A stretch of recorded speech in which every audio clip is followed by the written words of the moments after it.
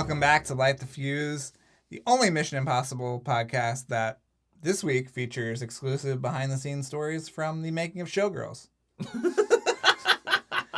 Right? It's true. Right? It's true. The only Mission Impossible podcast that touches that will give you inside scoops about Showgirls. Yeah. I'm Charles. This is Drew, and we're back again, Light the Fuse, 2020. Yeah, we're here for you. Who do you think Always. in this relationship is the Hugh Downs, and who is the Barbara Walters? I'd like to think I'm Barbara Walters, Okay. but I don't know. All right, I think you're more Barbara Walters. No, I feel like I'm more of a Hugh Downs character. Okay. Yeah. Or I'm maybe fine with that. maybe John Stossel, but he was, he only did the remotes. I don't know. Right. Yeah.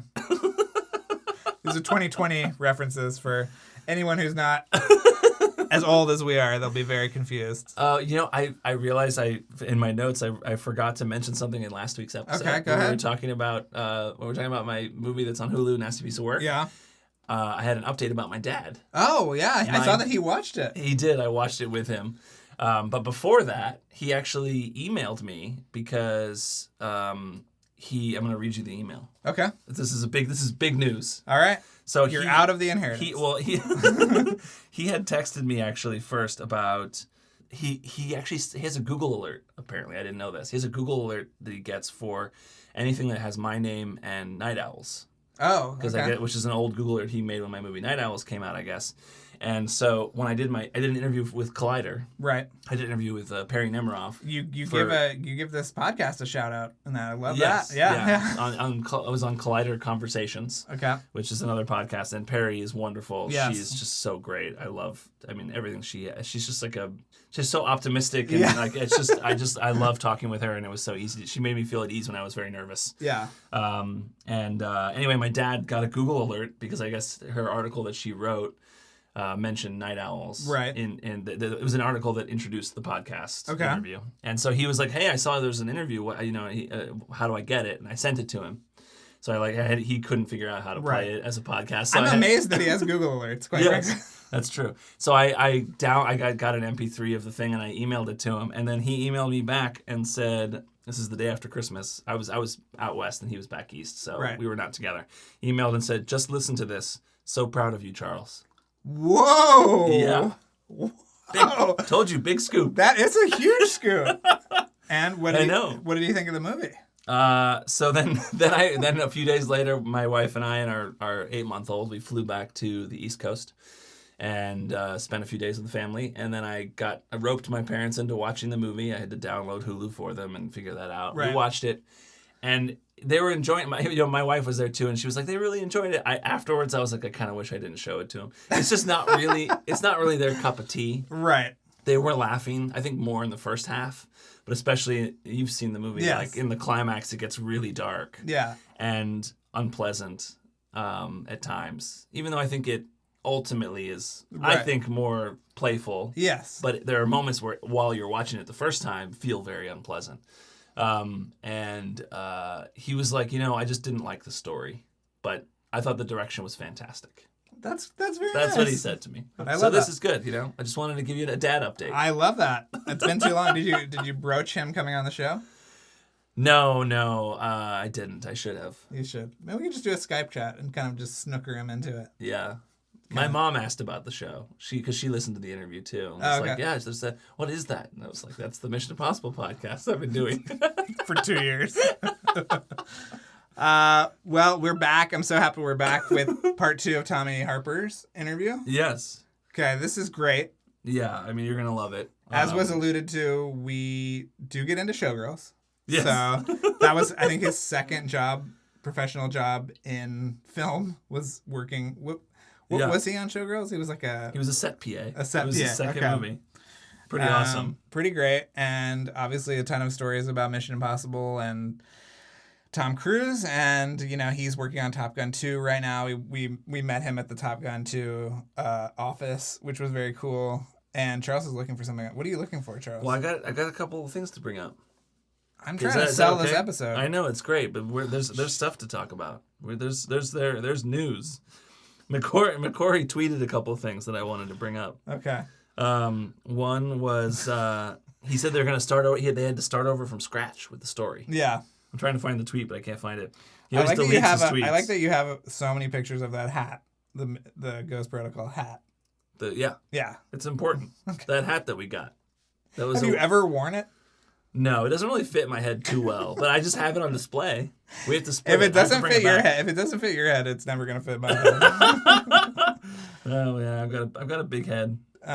So you think you're big? You think your head is bigger? Yeah, than mine? I do. But it was interesting though that he had to start over. You know what happened? Did they lose an actor or? Well, I mean, I assume they ran into something story-wise. We're really nervous about the cast. Not the new cast members, but I'm nervous. I'm nervous about who's going to come back. Who's going to come back? There was some rumor article. It was pure speculation that I found, but it was something about how they were like, like they sort of stated it like fact, but I think it was completely speculation. But they were saying that the episode, and also like McQuarrie in his process, he has no idea how this movie's going to end yet. But they were saying it with certainty that like at the end of episode 7. Or the 7th movie, MI7, that Rebecca Ferguson or Jeremy Renner are gonna die. Anyone could die at the end of episode 7. The 7th movie. So I don't know what. Yeah, here it is, starting over from scratch today. Someone said, "Can you discuss?" When was this? This is from December 4th. And they had asked about the missions and how they're made and stuff, and McQuarrie said, "Starting over from scratch today, pressure is a privilege." That's a little too much pressure for me. Yeah. So that's insane. Yes. And I don't know. I assume that keep in mind summer 2021 release date locked in. But they have the set pieces.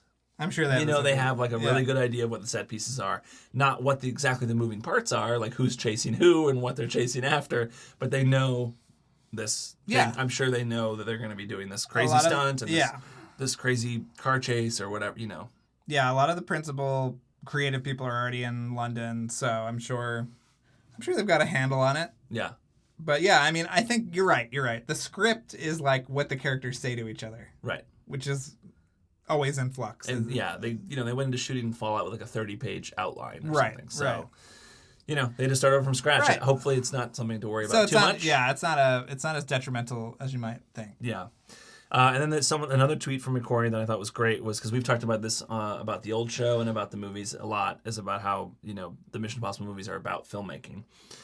Someone tweeted at McQuarrie, does Ethan Hunt act like a filmmaker in Fallout? Every time something goes wrong, he doesn't get stressed and figures it out. His confidence inspires the whole team. And McQuarrie said, Tom's one request at the start of Rogue Nation was that I make a film that reflected our experience as filmmakers. This has become tradition. Well, that's interesting too, because does it like reflect where they are then as filmmakers or like recent experiences as filmmakers? Yeah. That's a really interesting quote. It's cool. And it's cool that it's now a tradition. So they they make these movies are about making movies, and he's talked about that with us too, about how the middle management bosses in the IMF are like studio executives. Yeah. So I don't know, I thought that was cool. I just wanted to bring it up. Great. You gotta go see Star Wars in IMAX to see the Top Gun trailer in IMAX. Because it is the full IMAX. Yeah, I'm going to go this week. Yeah, it's pretty I saw cool. Star Wars, but I didn't see it in IMAX. I'm going to go and just with A-list, go to just the Tenet prologue and some trailers and probably not stay for Star Wars. If you want to hear us talk a little bit more about Star Wars, please subscribe to the Patreon, which we'll remind you about at the end of the episode, but we get into Star Wars pretty deep this time. In the Skype chat the Skype chat, yes. We talked a lot about Star Wars, and so that's the operations manager level, which is a little higher. But you can join us. You can join us monthly to talk on Skype, and we get to know you better. And when you hear about everything that's coming up, and it's an awesome group of people, and it's a good deal for you. Yeah. Well, let's just jump into this episode, and we'll be back at the end. Yeah. All right.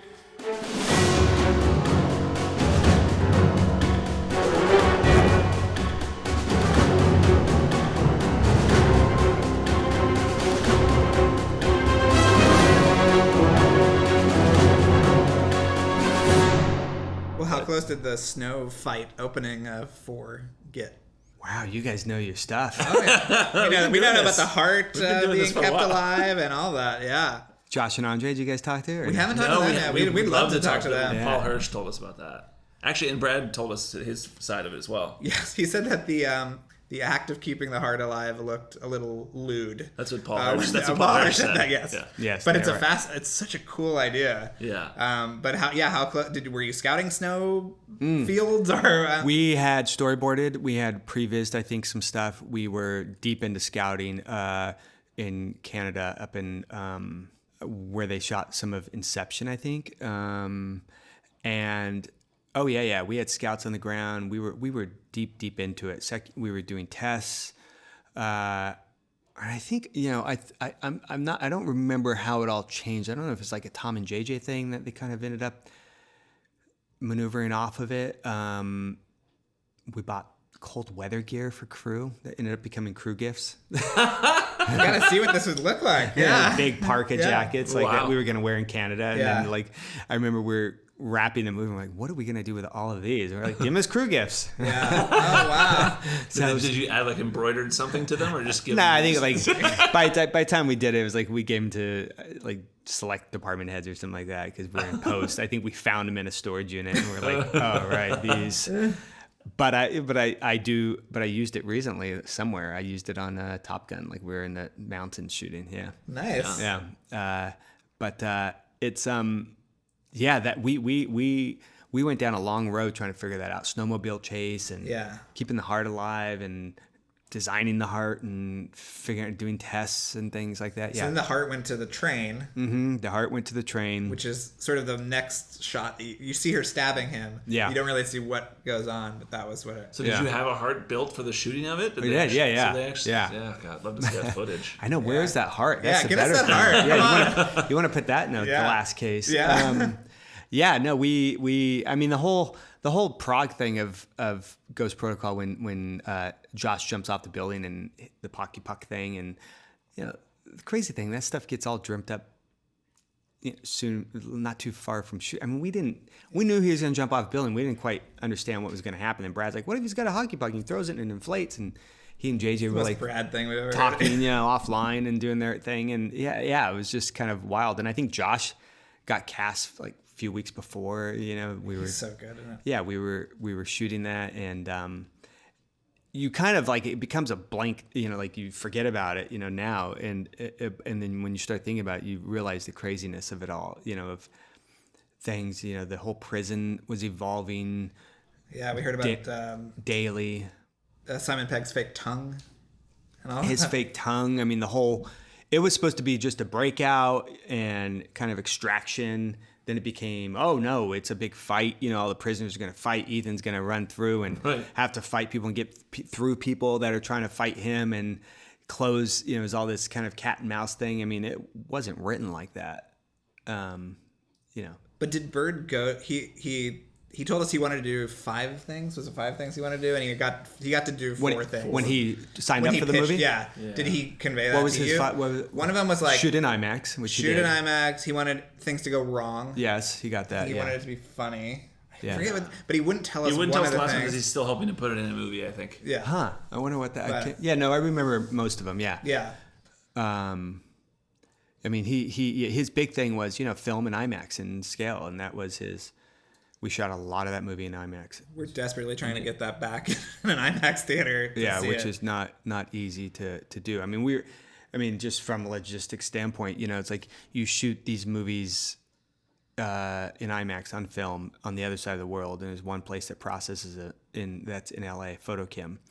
So you leave, like we left Dubai. We were shooting in Dubai for 2 weeks or whatever it was, and our last shipment, I think we left on it. By the time the film got back to LA, we were in Vancouver like 2 days into prep and knew that we had a good neg check. We just had to leave the country and go, all right, we hope we're got good. it, yeah. Because we wouldn't get dailies till 2 days after we shot them because of the transit and the lab time and processing and then getting it sent on dailies across the world so you can see it. So it was that was scary about shooting on location with IMAX. You would just leave places and strike sets before you actually the film's good. And and I've shot a few times on IMAX, and then making the film's not always made, so you always have to like go, okay, how much do we shoot today? How much do we shoot next week? When are we going to shoot IMAX again? Do we need 6 weeks to make more film?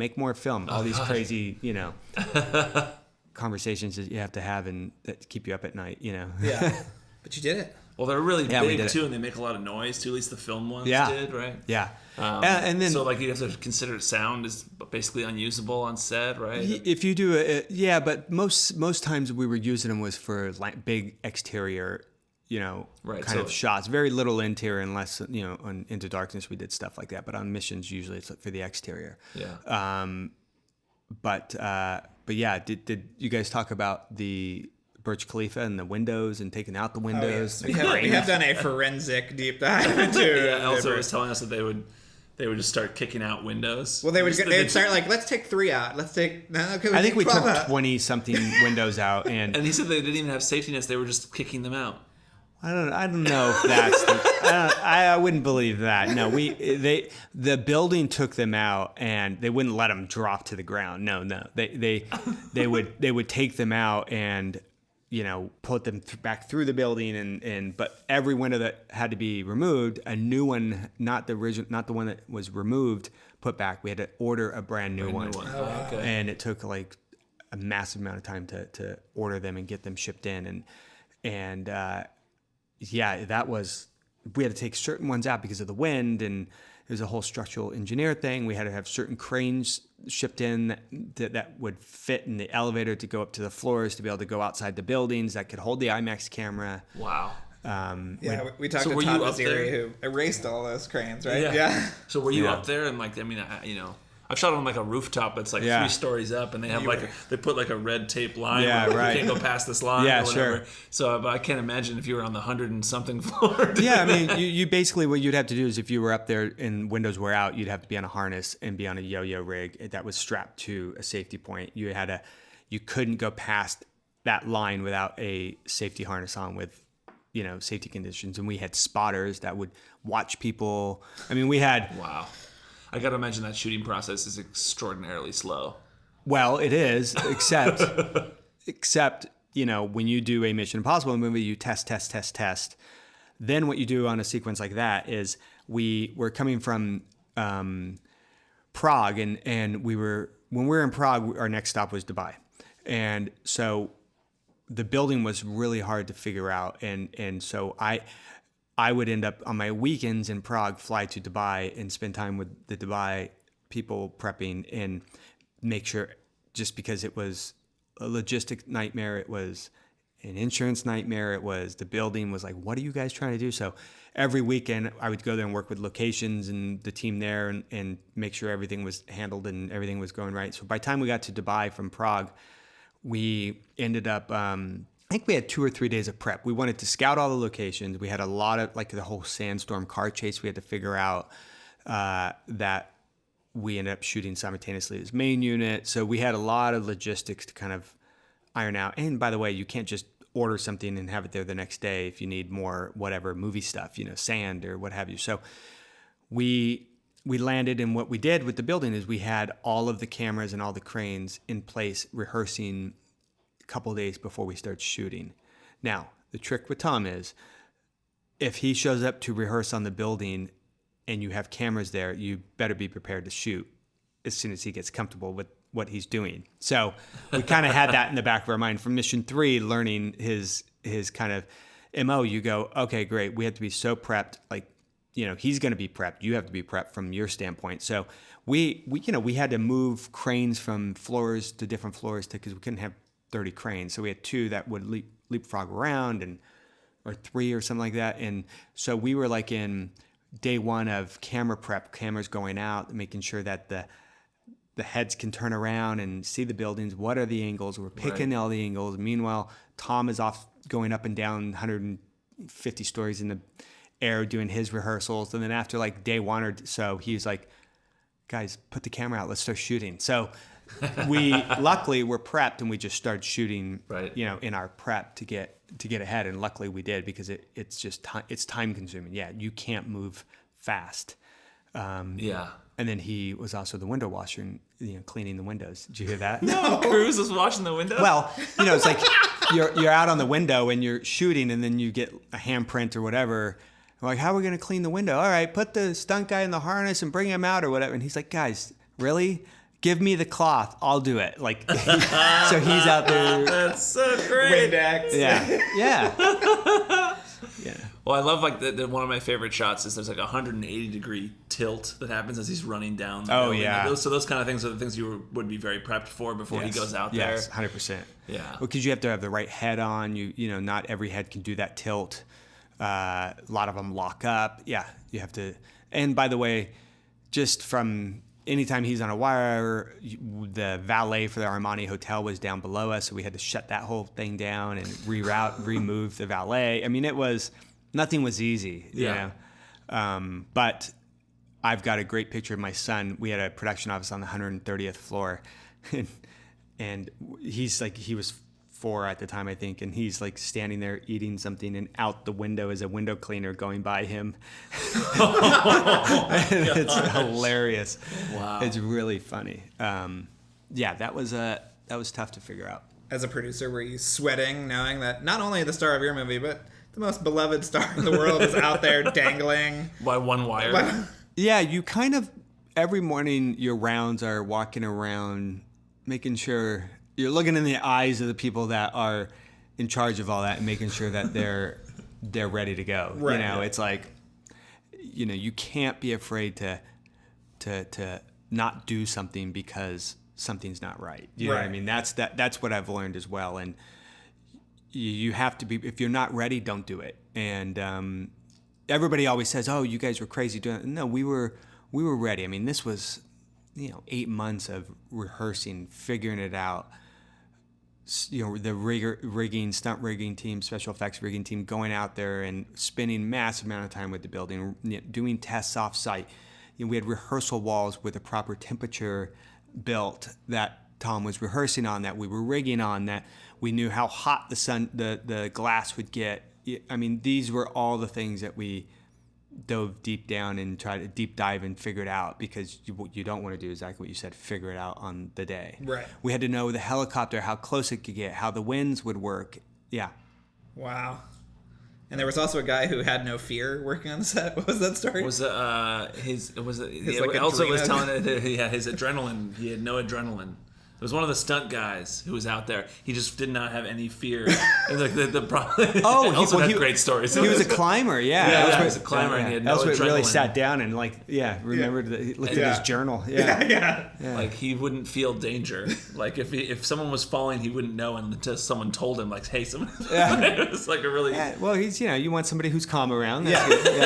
And I don't know if you've been back to the building since, but there's a lovely little framed photograph of Tom Cruise as you go up the escalator. Yeah, I've shot there a few times. Since then. I've seen it. It's I mean, when we shot that building, most of the floors were vacant. Yeah. We had to bring in restrooms, and we put them on the floors, and we had to have catering stations in certain areas. I mean, it was once you go in and you go up, you don't want to come down. It takes so long to get up and down.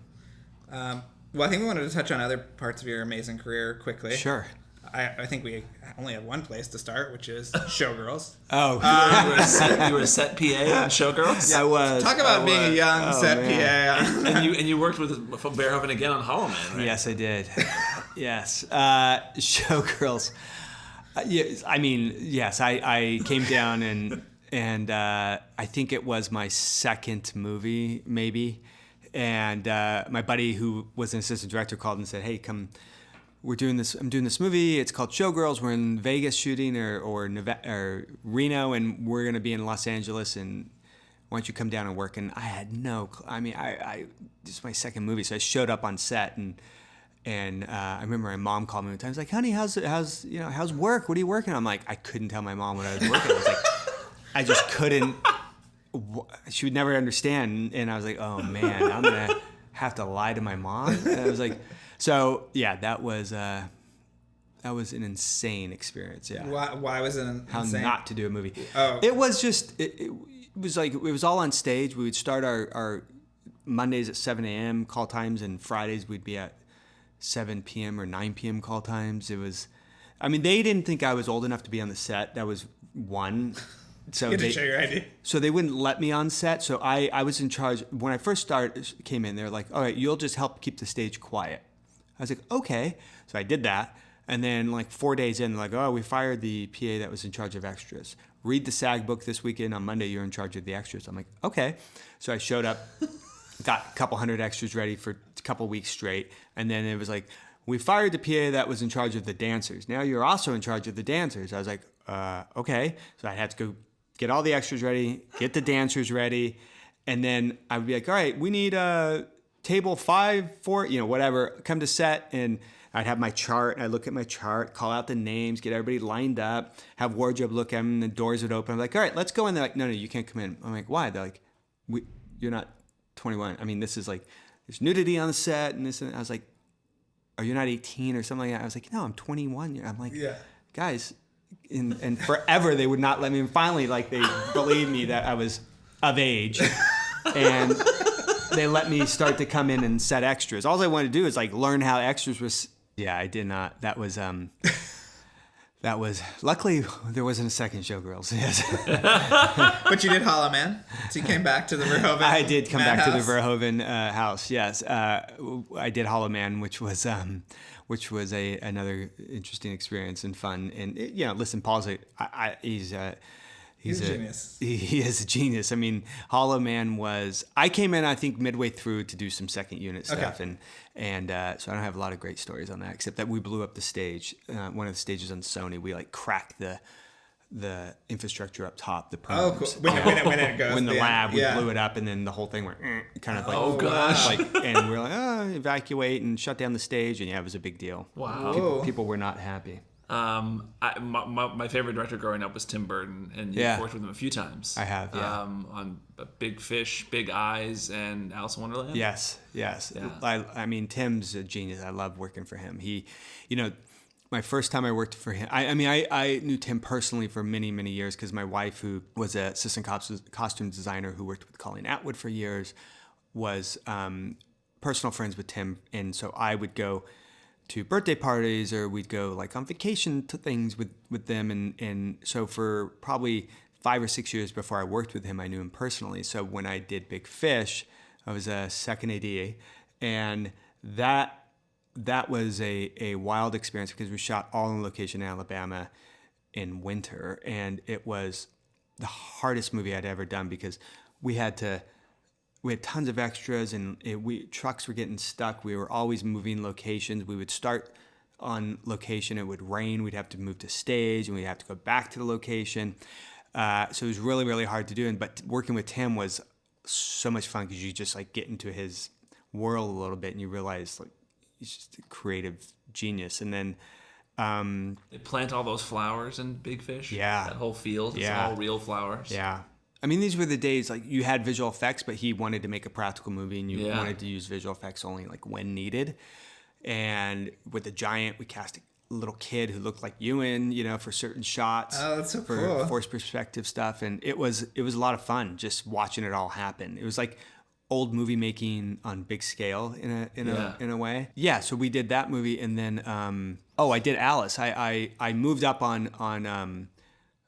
I was a production manager on Trek, which I'm sure you'll get to next. But I got a call from Richard Zanuck, from Dick Zanuck, saying, we're doing Alice in Wonderland, and why don't you come production manage? And, for Tim, being a producer or production manager, you got to have the right kind of mindset with him to be on his set and to understand. So for me, they wanted somebody who they knew. So I came in and did that movie, and it was like my second movie as a production manager, and it was like, whoa, this is fun. So that was a really, really good experience, and I had a blast with it. And then Big Eyes. Big Eyes, I think, is really underrated. Yeah, Big Eyes was... People didn't see that movie. Yeah, Big Eyes was interesting. It was like I was actually helping him get Miss Peregrine going, and I was prepping, loosely prepping Mission Rogue Nation for helping McCory do location scouting. We were just doing like preliminary stuff early on. We were doing stuff. And I had just finished Jack Ryan, and I was in LA, and we were doing. So Tim called me and said, "Why don't you come in and help me get this thing going for Fox?" And so we did. And he was in LA. We met. He wanted help with a budget and a board and a plan to the studio and all that stuff. So we did it. We turned it in, and then we were talking about it. And he was like, "I had this other script I really want to do. It's going to be fast. I want to do it now. It's going to be independent." talk to my agent and try to want you guys figure out like how we can do this. So we did. We quickly, within like 2 weeks, figured out a plan, took it to, a company, and got the money, and did it. And I just then ended up, what happened was I didn't do Mission. I did Star Wars, and so I was in London while they were shooting Big Eyes, and just kind of was very remotely involved. But it is underrated because it's a great script. Scott Alexander. I've never seen the finished. I saw an early cut before. You should watch the person it. we will not name added the Lana Del Rey song. Yes. So I saw just an Elfman cut. So I want to watch it again. Yeah. It's what's interesting about it? It's like it is a total Tim Burton movie. It's a good story. It's made for a cheap price, and he pulled it off, and it was something he'd been wanting to do for a very long time. Yes. Yeah. But those guys, they write those movies. I mean, they just did the Dolomite movie. Yes. They make those movies about these unsung heroes. And, Yeah. and it's just, I think those guys are great. And their parent, obviously, they did Ed Wood with Tim Burton as well. Which I mean, I love working with Tim because he is a very responsible old school director in a way.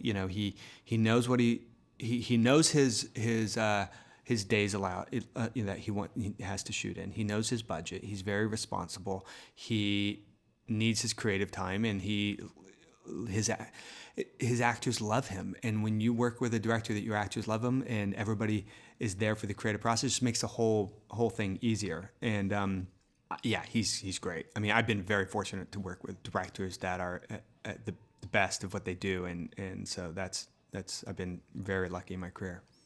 Well, should we talk about Star Trek briefly? The 2009 Star Trek is maybe one of my favorite big movies, maybe ever. Yeah. I just think it's cut so well. It's so fun and light, and but that one had some interesting sort of post-production reshuffling and subplots gone and things like that. What was that experience like for you? God, I'm trying. Yeah, I mean that was another one where we didn't know what. You kind of went into this world of Star Trek, really? Another Trek? Like, okay.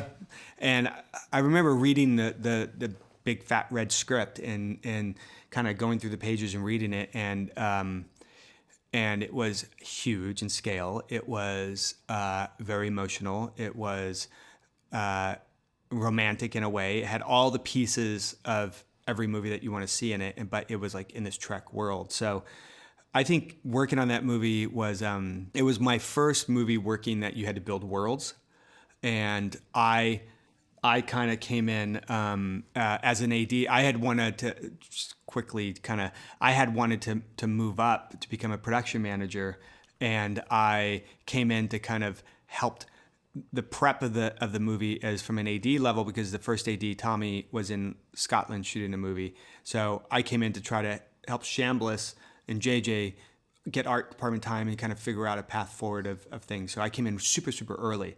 And then JJ and I talked, and I wanted to production manage, and he was like, great, let's help that happen. So I came in when Scott was just starting to design the movie, and I just remember going, oh my gosh, this world is huge. And how are we ever going to pull this off for the price that we want to do it? And it was a lot of fun, though. It was just the makeup effects alone to figure out that world and how to do that, and how stuff to not look like it was cheesy. And I thought Shambliss did just an awesome job, kind of. It's an amazing looking movie.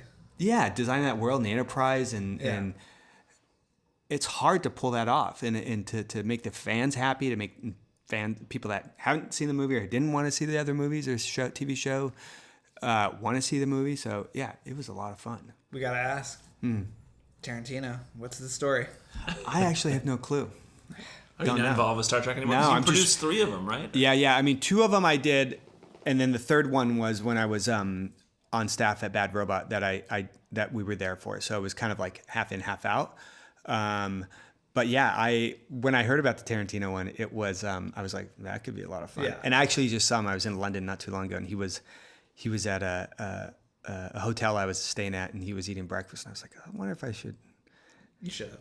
Pop over there. And, Yeah, you would have a great story now. Yeah, I know, right? Like I would have gotten hit, or I would have gotten like a hug. Right. I don't know. Could have gone either way. Yeah. Are they making his He Star Trek seems movie? to be sort of backing away from it Yeah, in the press. that's what I said. Yeah.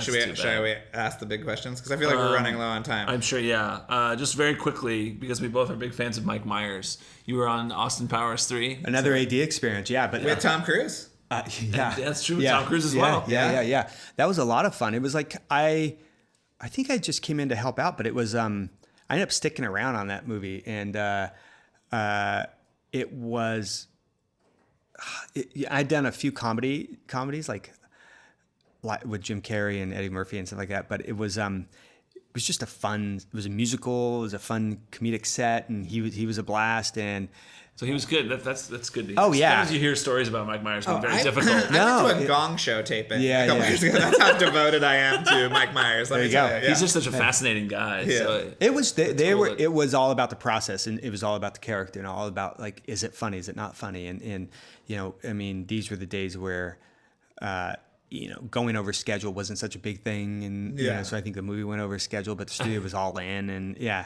but it was wild. Yeah, it's fun. So we have some very important questions to get to. Yeah. Maybe I'll lead with the big question, which is if we could get your rankings on Tom Cruise's hairstyles throughout the movies. I'll just go right to it. Okay. Short. Oh, you're a short guy. I like short. So, because we haven't found a lot of people who support the first movie's haircut, and we love the first movie. I think it's awesome. Yeah, it's awesome. Oh, Yeah. it's such a relief. I mean, listen, Ethan with a bit longer hair, I think, well, Mission 2, he looks super cool as well. But I think short is awesome. Yeah. But that 4 haircut is beautiful. Yes. I mean, it's like layered. It's kind of got a nice. It's like, flow. how did Ethan have time? Yeah. Well, we have this theory that it was because he was in the Russian jail that he didn't have time to cut the hair. Oh, yes. So that it actually does have a kind of plot. But it's still Yeah. shaped, so he had like a shiv that he was using to shape his hair. Yeah. Maybe his roommate, maybe Bogdan. Bogdan. Yeah. Bogdan. Yeah. Who that guy like just kept getting added to the movie. He just never left. He just like kept coming with us to different countries. We'd be in like Vancouver, be like, "Oh, hey, how you doing, man?" He's like, "I don't know, I'm here." That was he was great. I mean, I think he was like lived in not in Prague, like outside of Prague somewhere. Okay. Yeah. Yeah, I think Brad told us about his audition tape that he was like, "I am the greatest actor in all of Prague." Yes. Something like that. I have to hire that guy. Yeah. So, bigger question. Yeah. And you can exclude the movies you've worked on, but we would love your Mission Impossible rankings. Oh. It's tough, I know. This is a tough question. This Or is even a just- very political question. Well, Or even just a favorite. yeah, just do your And you can favorites. exclude your own if you don't want to. They obviously all have merit, but Yeah, some you enjoy more than others. That's all it is. Well, I not because I worked on it. I do like Ghost Protocol because I think it's just it holds up. It's funny and it's action funny. Yes. It's I do like that. I might say that Okay. could be my favorite. Okay. Did you love Fallout? I did like Fallout. I do love Rogue too. Yes. I mean, I'm kind of like on either of those. I have things that are awesome in both movies. They're kind of two halves of the same. I mean, 3 I love too, but it's a little darker. You know what I mean? Fallout, I mean, they did stuff in Fallout that I when you watch it, you just I saw it in IMAX. Yeah. So we saw an early cut of it before it came out, and we went down to the IMAX theater, and we were like, our jaws were on, how are we going to? Okay, great. Right. Yeah, how are we going to do this stuff practical and all this fun stuff? So no, Fallout. I mean, just the car chase alone, right? And the helicopter chase. Tom amazing. flying a helicopter. Insane. Fallout's up there. Rogue is up there too. Rogue to me too, though, is like the motorcycle chase through Morocco and all that stuff is super, super fun. I have fun element. That's the thing is I go down to like having an like emotional fun thing in each movie. I mean, I would probably say Ghost.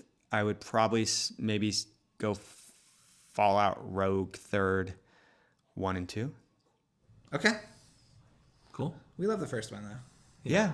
We just talked to Paul Hirsch again. Yeah. Okay. Did you read his book? Yes, Yes. it's amazing. Yeah. I haven't read it yet. I have it at the house. Yeah, it's really great. We walked up to the house and he said, I can't believe you came back. Yeah. That's how we, Yeah, that's great. No, and then but you know, the funny thing is, through some of these movies, John Knoll, the visual effects supervisor. I saw him last night, and I wanted to run up to him We really because wanna there are get him so on the few show. department heads that worked on 2 movies. Yeah. And he's one of them. Yeah. So we're desperate. I mean, should we have his email? Let He's us know? he's a super cool dude. Yeah. Made Photoshop and all that, like genius. My 12-year-old son last night was looking and going, Photoshop. Wow, it's a month. It's a monthly subscription. That's expensive, Dad. And I'm like, I know the guy who invented it. Get that code. Yeah, maybe I can get you a free code. Maybe you write him a nice letter. Yeah. Well, you're obviously working on a very big Tom Cruise movie now. You want to plug your little independent film? Top Gun Maverick. Yes. We just had a trailer come out, second trailer, which is fun. It's amazing. It's an incredible trailer. Yeah. It's great. I mean, we're having a blast doing it, and that's all I'm going to say. But yes, it's Okay. I'm doing that's what I'm currently on June now. 2020. June 2020. There's a new Star Wars, but you're not involved with this Star Yes, Wars. but But I you wanna- started the trilogy. But I want to see it. But yes, I did Force Awakens. Yeah. I do want to see this. What do you want? What do you want to see in this third movie? I'm just it's okay. I was on Adam app yesterday going to buy tickets because I couldn't go to the screenings that were being had this week. But I was like trying to find a ticket. And I was like, oh my God, they're sold out. This day sold out. That day sold out. That day sold out. And I was going through. Literally, I want to have fun with my kids when I go watch it. Right. That's what I want. Yeah. And I'm sure I will. Yes. And I've purposely been on the outside on this one.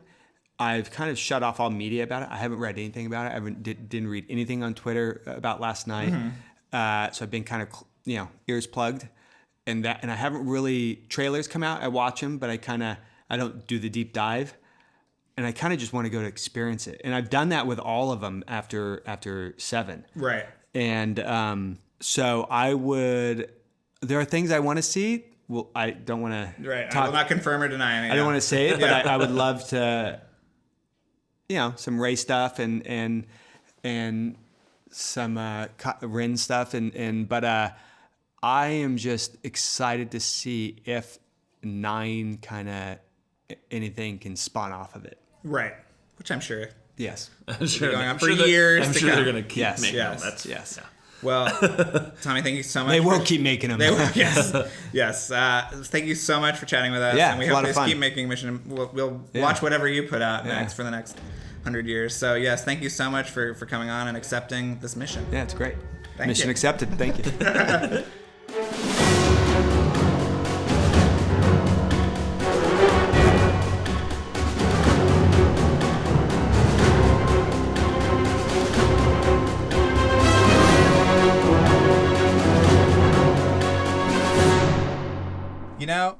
I was a little disappointed when we left because I wanted to stay there another 30 minutes and talk to him some more. You could tell he kept getting calls and texts and stuff. Yeah. I was like, we feel bad we're taking up time. Yeah. We really wanted it to be He's an important guy. We wanted it to be a 3-parter, but Yeah. clearly he needed to get back to Top Gun Maverick. Yes. Yeah, the clock is ticking on that one too. Pressure is a privilege. Yeah. We want to remind everybody to watch Nasty Piece of Work on Hulu. Obviously, it's out now. It's great reviews. Your thank dad you. has watched it. My dad has endorsed it somewhat. Yeah. Does not like the story. Does not like the story, but he watched it. It's a very dark comedy. I'm amazed that you can watch it again. Me? Yeah. Why? Well, maybe the truncated production, because you have to watch your own movie 800 times. Yeah, it's just part of it. But I mean, it's interesting when you watch it with an audience. It sort of becomes objective again because you sort of view it with someone else's. But did you have your phone out and stuff? Yeah, Okay. I was off to the side behind him, so he couldn't see me. I was just texting and tweet and doing stuff on Twitter and stuff or whatever. I wasn't completely engaged in the movie at this point. I've seen it so many times. But yeah, I mean, and it was such a whirlwind. I mean, I got hired, I think, in early July, and the movie's done. Out. Yeah. It's out now. So it's pretty crazy. But also, we should, again, say that your book, The Art of Onward. Oh, yes. People need to pre-order your book, The Art of Onward, on Amazon. Will it be a digital book, too, at some point? I don't think so. I think they're only those hardcover? I mean, they're coffee table books, but this one, like I said on our last episode, I think it's the first one with this much text since Brave, The Art of Brave. So there's actually accredited author, which is me. So that's exciting. Yeah. But yeah, if you haven't seen the trailer for Onward, watch that and you'll get a little taste of what the movie is. But the movie is really special, and you're going to love it 'cause it's about daddy issues. You know, you'll be crying. Of course. Yep. But it's a wonderful movie, and it's a really fun book. Some great illustrations, some things that didn't make it in. You and I obviously love the things that don't make it in as much as into the movie, and there's some really cool, weird sort of tangents that they went on that you get to see in the book, and I'm so happy that you get to see them there, because it would be so sad if it was just like lost, or you just heard about it, but you get to see it, and so it's pretty neat. Well, we talked about this on the Skype chat, which I didn't know that Dan Scanlon was the director of Onward, and he did the very underrated Monsters University, which if you haven't seen, you're a fan of Monsters Inc., and you're like, oh, why would they make a prequel? That movie is really great, and it's actually amazing. Has like more to say than the first movie. Yeah. Has a really strong message that's very deep and sad and interesting and great, and it's also maybe, like you said, maybe the funniest Pixar movie. I mean, it's really funny. It's really funny. It's beautiful looking. So I'm excited for this new one from the same director. So this is his original story, and it's based on a very kind of sad story. He's a younger brother and didn't know his father because his father passed away when he was very young, and then they found an audio recording of his father, and it's literally one word. It's him saying like hello. And so from that recording, he made this entire movie about what would it be like to reconnect with your father. Very sad, very moving. Yeah, it's a really amazing story. So you get to hear all about this in the book and about the process of making it. And it's the first original Pixar movie since 2017. So that's a big deal. Oh, man. Yeah, so yeah. Get excited. It's going to be good. Pre-order the book. Yeah.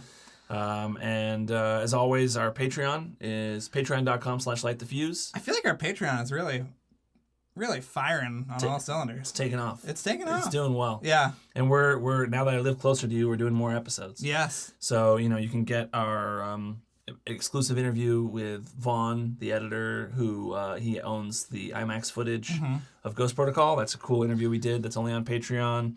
We did an episode about Shea Wiggum, who was cast in the new movies, and he's a wonderful actor. We talk about that, about him. We did our top 10s recently. We're going to do our top 10 of the decade. We've got a commentary for every single movie. We got a commentary for every single movie. Bonus minutes from other episodes. We've got all kinds of stuff. Yeah. So you should sign up for the bonus content on our Patreon. If you're not interested in that for some reason, then how could you not be? You can go to our TeePublic page, buy a shirt, buy a magnet, buy a sticker, buy a laptop case, buy a mug, buy all of those things for everyone you know. All of that supports the show. Every time you buy something from TeePublic, it helps our show. So please do that. Wonderful designs by Drew's wife on there. And if not, just like, subscribe, rate, review, wherever you're listening to this podcast. And reach out to us. Yeah, tell a friend. Reach out to us with ideas, whatever you want. I think that it's going to be a busy year, because there's going to be a lot of speculation, a lot of news. We're going to get to our 100th episode. We really want to go on set. We really 7 or 8, whichever they're filming. Whatever's. We're going to do a Mission Impossible mission to get there. Yes, to break in. We're going to talk about Top Gun a lot, I think, too, this year. So, yeah. A lot of exciting things ahead. Yeah. I think you're going to like it. We got some interviews in the works that we're working on that are going to be great. This episode is brought to you by Jeremy Dillon, and it is mixed and edited by Luke Burson.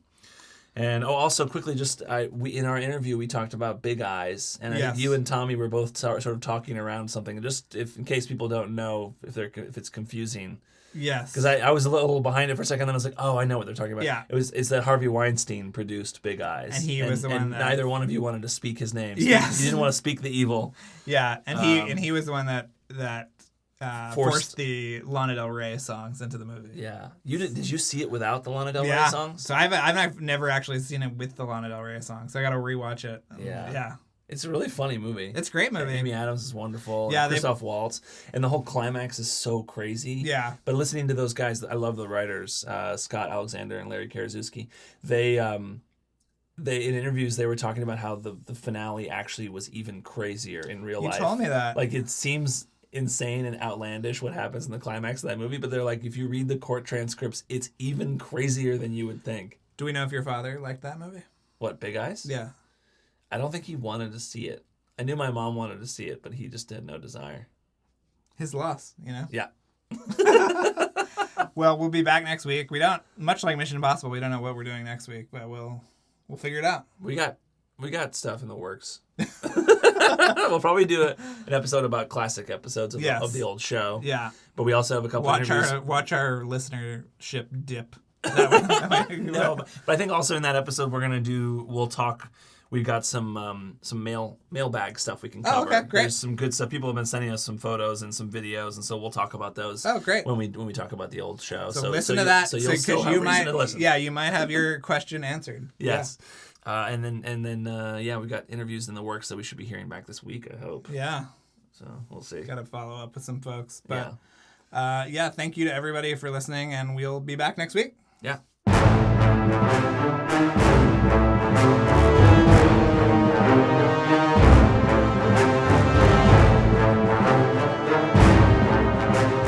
Thanks again for listening, everyone. And before we go, another mission, should you choose to accept it. Please rate, review, and subscribe to the podcast on iTunes. And remember that you can follow us on Twitter and Instagram at LightTheFusePod and email us questions or comments at lightthefusepodcasts@gmail.com. This message will self-destruct in 5 seconds.